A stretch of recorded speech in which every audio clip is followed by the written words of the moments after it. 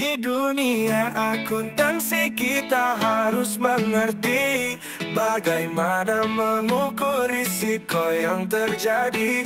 Adalah rasio yang penting untuk tahu utang dalam pembiayaan aset. Adalah rasio utang pada aset, mengukur berapa besar utang yang melekat.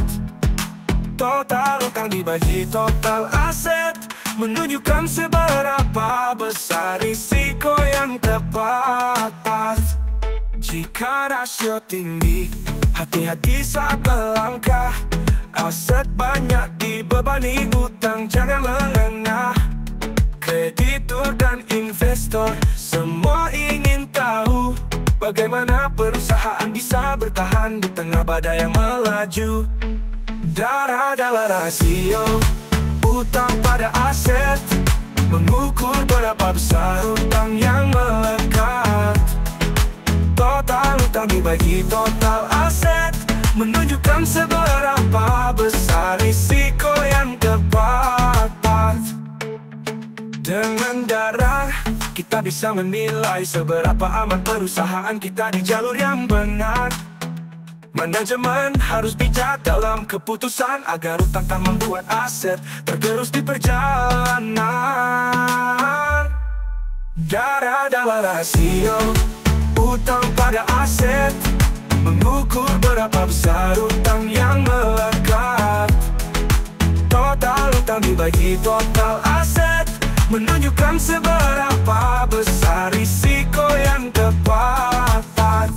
Jadi ingatlah selalu di dalam pengelolaan, memberi panduan dalam perhitungan. Utang dan aset harus seimbang agar perusahaan bisa terus berkembang. Adalah rasio utang pada aset, mengukur berapa besar utang yang melekat. Total utang dibagi total aset, menunjukkan seberapa besar risiko yang tepat.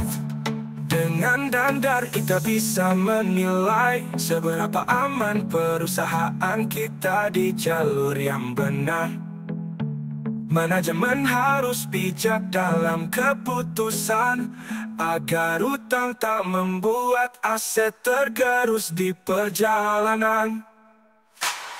Jadi ingatlah selalu di dalam pengelolaan, memberi panduan dalam perhitungan.